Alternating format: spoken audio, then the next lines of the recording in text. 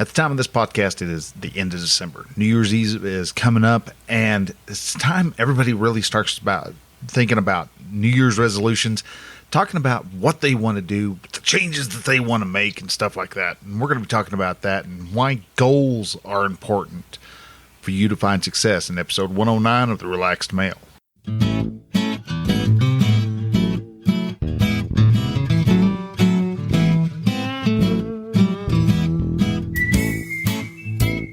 Hello and welcome to Relaxed Male, a podcast that helps men change their relationship with themselves. I am your host, Brian, and I am a men's life and mindset coach who is here to help you understand that you don't have to suffer at your own expense. You can live your dream, and I encourage you to set, then pursue your goals. So join me as I change the mindset and attitudes of men so that they can be the leaders of their families and their destinies.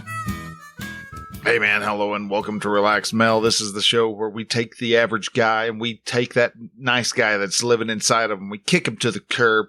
We help the men step into their masculinity and to start living life on their terms. I am your host, Brian. I'm a men's coach, and I want to thank you for coming up to the last podcast of 2021. This has been a heck of a year, isn't it? So, and it's such an cool time to sit back and relax, especially being at the very end. You start getting all the years and reviews and all that. And these things are wonderful things that a lot of us need to actually do, is to look back upon our life, look back onto what has happened to us in the previous year. And there's a lot of stuff that's happened. I mean, you look back through there and you're going, holy smokes, there was a lot of crap that happened this year. And then there was a lot of crap that didn't happen. And a lot of the crap that didn't happen is honestly what didn't happen in your life. You may have been sitting back going, you know what, I probably need to start doing X, Y, and or Z. Or I really need to stop smoking, stop drinking, stop doing whatever it is that you're doing that's just, it's not helping you out. And it's just bringing you down. It's keeping you playing small. Maybe your marriage, you're worried about your marriage, things like that. And just your life is just not doing what you would like for it to be. Maybe you've started looking back upon your life. You're approaching 50. You're realizing your life is almost halfway over. And what's happened? Have you just wasted it? Where's that first 50 years gone? I'm 48. I'm getting up to that big 50 mark, and that's getting a little, starts making things a little nervous, a little scary. And it's like, holy smokes, there's a lot that's got to happen before I hit the 50. I'm not where I wanted to be. I had a similar instance like that back whenever I hit about 35, where all of a sudden I looked back and life wasn't where I was wanting to be. And that was actually where I started my journey on improving myself, start realizing where things were going wrong. And one of the number one things that I discovered about my journey, and found out that this is pretty regular for everybody else who's on that journey, is that you've got to have a game plan. You've got to have a map that gets you from place A to place B. And from place B to place C, C to D, D to E, E to F, F to G, so on and so forth, all the way down to you get to your main objective. Where do you want to be? And so many of us men, so many of us people, honestly, do so without any type of plan, any type of roadmaps. They just go, I need to get my life better. Maybe I'll start working out. And so they may start working out, but they have no reason, no goal as to what they're working for. And because they don't have that, their motivation peters out and it dies off and it goes away, and you don't achieve anything. You might get your resolution. If you're doing New Year's resolutions, you get your new resolution to last maybe March. If you're really committed, it might last until April, and then after that, it fades off until November comes along, and then you're like, going, crap, man, this year's gone already. I didn't achieve anything I wanted to do. And the reason why that happens is because there's no roadmap. That's like you living in New York City, and you want to move to San Diego. How do you do that without a map? without GPS, without any of that. You just decide, I'm going to step out the front door and I'm going to walk whatever direction I need to go to make it to San Diego. Now, it might work where you just follow right along the border. You'll eventually get there, right? Or you may find yourself walking in a big giant circle and never make it over there. That is what a lot of people do. They just do a big circle and a big circle and a big circle and another circle and another circle and wonder why they never get any place. Or they don't make any plans. They don't have any goals and they just drift. Yeah, you might wind up at a really cool port in the middle of the Caribbean, or more than likely you'll find yourself out in the middle of the ocean without any type of food, water, or any type of provisions, and you don't know where you need to go to even get to where you can start to restock. And a lot of us do that, sadly. A lot of us just float through life, and before we know it, 40 years have passed. And then we're like going, oh, dadgummit, man, what am I going to do now? I mean, I was wanting to do stuff by the time I was 40. I was wanting to be known for something. I was wanting to, be well on my way to becoming rich and successful or whatever it is that you wanted to do. And that's why goals are important. You have to have something you're aiming for. You have to have a goal, a place in the future that you want to aim for. Now, you get some people who say, well, I don't know what I'm doing on next Tuesday, so why do I need to plan 5 years down the road or even plan 10 years down the road? Because if you're planning that far down, you're at least going to be heading in that general direction. As you get closer, your life makes shifts and changes, yes. And as those shifts and changes come about, you will actually make adjustments. Never mind, I don't want to go to that location. I want to go about 100 miles south of there. And so you will start to veer that direction and head that and go towards that particular goal. So many people have tried doing goals and they have found that, it doesn't work. Doing a goal doesn't help at all. All it does is it creates frustration in you, and it creates, animosity towards those who are able to succeed. And they say, what is it? Something like 80% of people who try to do, and I know internet statistics, 48%, 48% of all internet statistics are made up on the fly, or whatever, however you want to look at it. But it's something along the lines of 80% of people who try to do New Year's resolutions fail. Now that sounds really bad, doesn't it? That 80% of the people who try to do internet. No, they try to do a goal. They try to do their New Year's resolution and they don't make it. Now, what does that tell you? It tells you that there are 20% of the people who try actually make it. So there is a big, huge difference between those who try and those who succeed. The difference is the people who fail at it give up. They decide, never mind, I'm not going to do this. This is crap. It doesn't work. It's just, it just makes you aggravated, causes you to not do anything successful. You waste your time. But yet, if you actually look at a lot of the goals that you've tried and you failed at, you actually got closer to what that goal is than if you had never even tried. For me, I've still got the goal of I want 100 people a day to visit my site in a 30-day period. That means I want 3,000 people to visit my site within 1 month. Has that happened? No, not yet. Not yet. I've gotten close. There was a couple months where back in this year when I was doing about 75, 80 people a day. I was getting right up there. I mean, it was doing really good. And then after vacation and everything else and a bunch of other stuff kicked in, and I started not having the time to do all that I was doing, all the energy and all the work and all the blood, sweat, and tears I was putting into the site wasn't happening. And so my numbers have dropped considerably, but I still want that goal of 100 people. And is it possible? Yeah, I will get there. I will get there one day, and it will be where it hits 100 people, and it will stay at 100 people. And then I'll probably will move that goal up to where I want 1,000 people a day.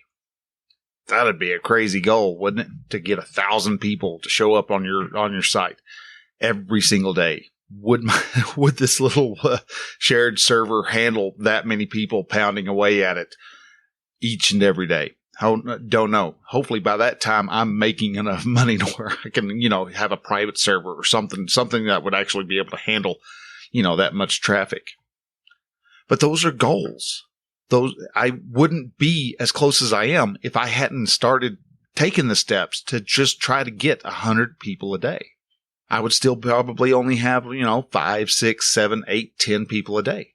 And that's not to dissuade or poo-poo those 5 to 10 people a day who were coming to my site back when it first started.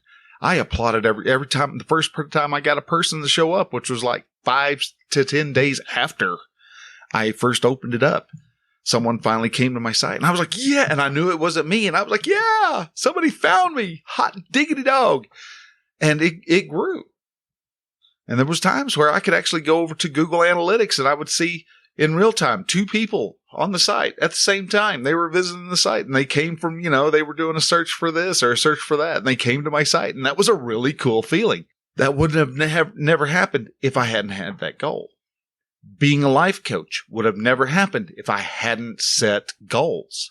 Now, have I gotten all the goals that I want? No. I have very low number of goals that I have actually reached. But doesn't mean that I don't keep trying. And that's the same thing for you. You got to keep trying to move. You got to make those minuscule little bitty baby steps, because those baby steps form into a massive action. You keep taking massive action, and you are going to be miles ahead of your friends who are just wanting to sit on the couch, get drunk, play video games, and do nothing and complain about their lives. You could be the one that go, well, man, I wonder how he got all rich. And you can sit there and tell him, dude, I worked my butt off. Well, it must be nice. Yeah, dude, it is really nice. You ought to try working your butt off a little bit and see what the rewards are. Try make it a goal and reaching that goal and reaching for it. Not quite attaining it, but you're trying anyhow. Those are good things. Those are wonderful things to have. That means of discomfort that keeps you reaching out. Now, there are several different types of goals that I actually wanted to talk to you about. So goals being important, they help you get further down the road, like I said before. Now, there's several different ways you can create goals. The one most people know of is the SMART goal system. SMART goal stands for specific, measurable, attainable, relevant, and timely, SMART. And if you're not familiar with it, specific means, instead of saying, I want to make some money, I want to make more money this year. Well, that doesn't tell you anything. You have to decide how much money you want to make this next year. Do you want to make an extra $500 this year? Do you want to make an extra $1,000 this year? Do you want to make an extra $10,000, $100,000, $500,000 this year? That's a specific goal. You are getting very specific. If you want to lose weight, I want to lose 60 pounds this year. All right. Then you now have a very specific amount that you can look for. You know that you can actually divide that out through the year, and you can determine how many pounds you need to lose each week. Now, the reason why you want to be specific is because it also needs to be measurable. If you are seeing that you have to lose 2 pounds a week, and this week you only got 1 pound down, you're a little bit behind. Or maybe you lost 3 pounds and you're a little bit ahead. So you can actually measure. When you're being specific, you can actually measure where you are in regards to what your goal is.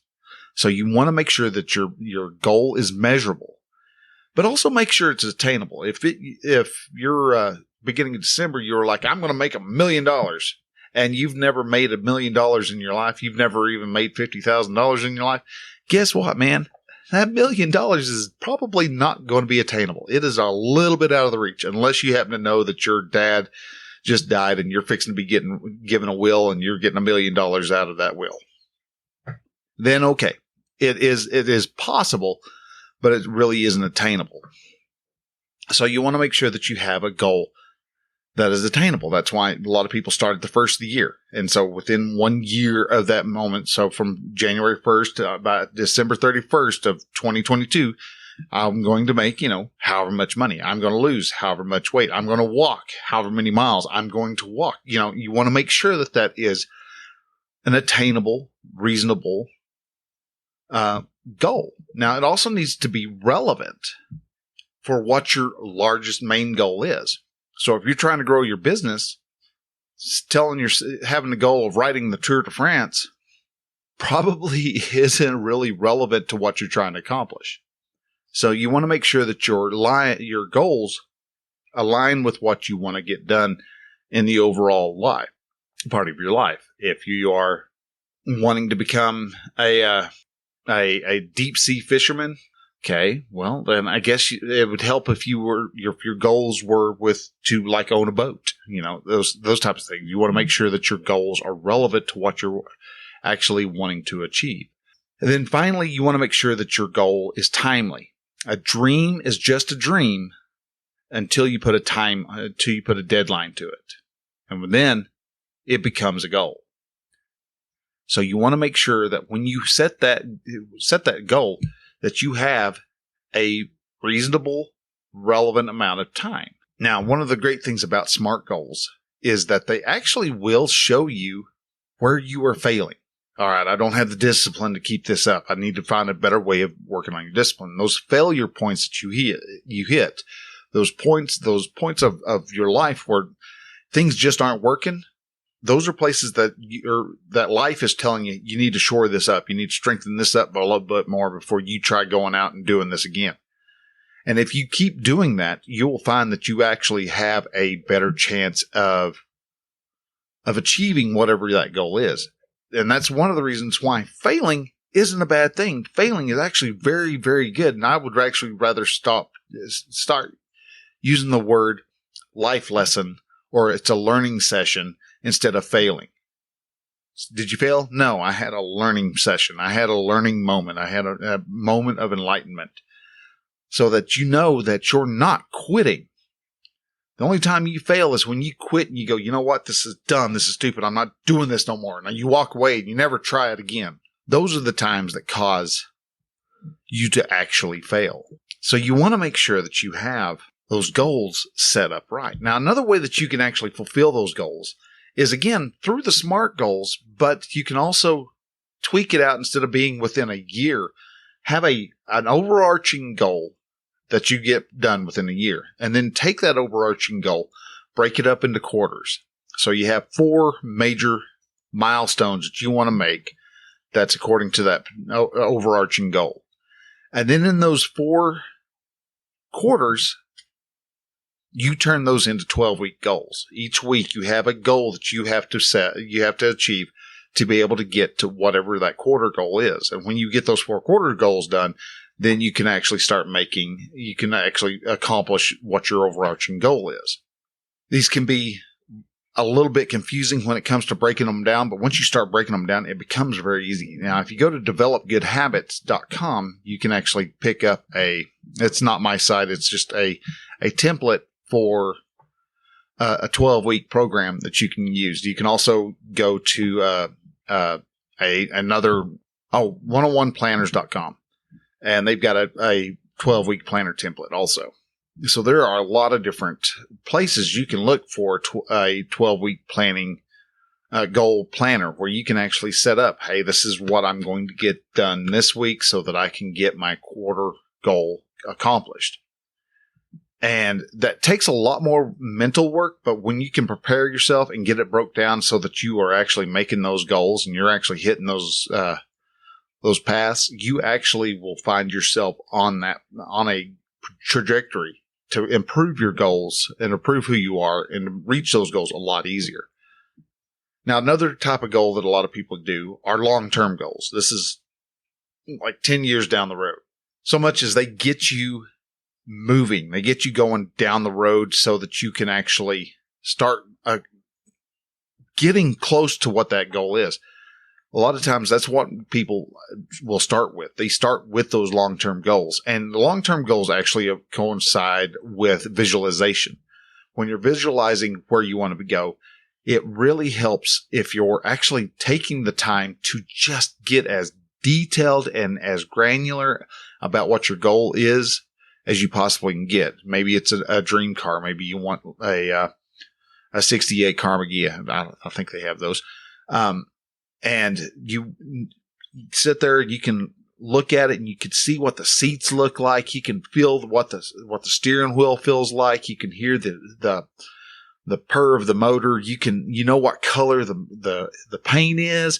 You know what the color of the dash is. You smell it and you can hear it and you smell the exhaust and, engage all your senses. What does it look like? What does it feel like? What does it, go as far as, what does the steering wheel taste like? Weird things.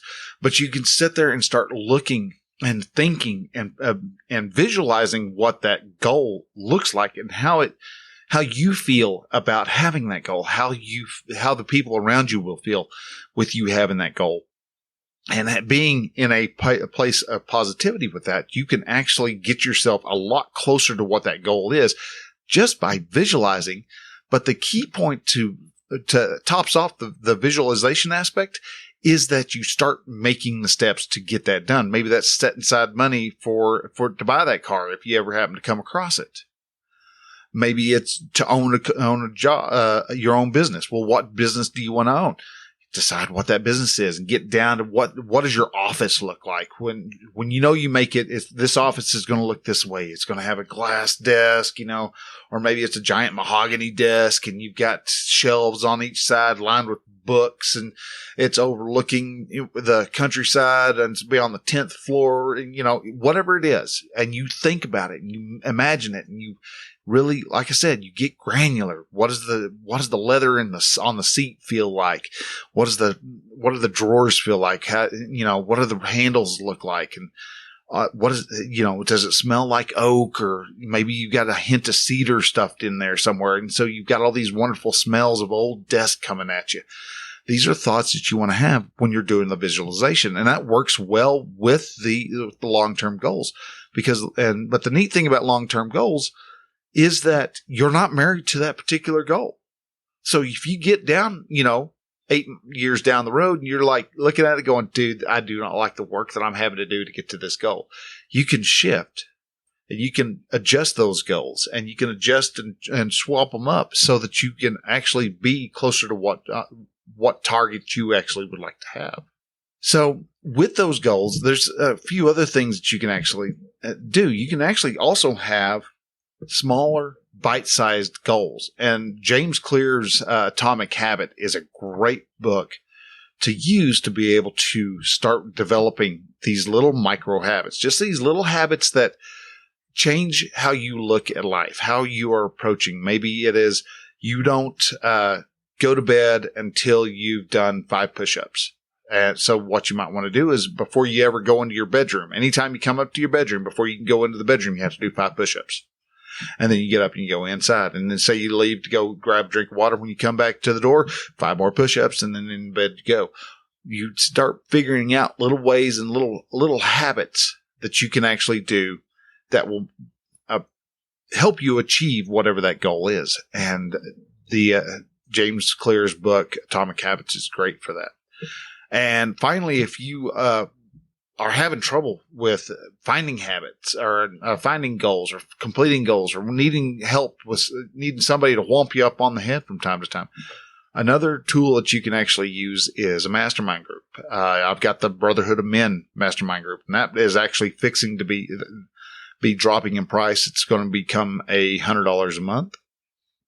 And when you sign up and you do for a year, you will have the full benefits of meeting with somebody once a week, every week until that for that full year. And if at the end of the year you still want to stay, well, then you can re-up and we keep going. So you can actually have the benefit of building your community pillar. You get the communities aspect, but you also have the men that are in that group looking to you, helping you to become a better man. And part of that being a better man is you are setting goals and you're making steps to make yourself better. And when you make yourself better, you're going to make your family better. And when you make your family better, you're going to make your community better. And when your community gets better, everybody benefits. Yes, you hear people complain about what damages of capitalism, except for the fact that they ignore all the aspects of the good that capitalism does. There's bad things that happen in capitalism. Okay, yeah, because people take capitalism to a bad place. Yet, if you take your personality and you put it into any type of magnifier, you're going to have the bad parts be amplified, and the good parts are going to be amplified too. And in capitalism, along with alcohol, does just that. So if you'd like to help out, get the help you need, Brotherhood of Men, you can go to relaxedmale.com/brotherhood and check out the page there, and you can sign up through there also. So guys, with that, nice and short, want to go ahead and let you go. Thank you again very much for listening. If you found anything in this entertaining, insightful, helpful, or you think somebody who might actually benefit from listening to this, share that with them. Share that onto Facebook. Share that onto Twitter, Instagram. Share it everywhere. Let's get people to understand and hear and start recognizing the relaxed male. We want more men to come on, start listening. If you're a woman, hey, get your girlfriends in here, so let them start listening, so that their girlfriends can actually start pulling their men in here and help grow this community of men. Let's get this men's group moving so that we can actually get rid of the nice guys. And so these guys will start becoming the men that the women in society need in their lives. So guys, with that, I'm going to let you go. I hope y'all had a wonderful Christmas. Let's to looking forward to 2022, and hopefully it doesn't mean that it's 2020 also. And so we'll see y'all next week. So till then, bye.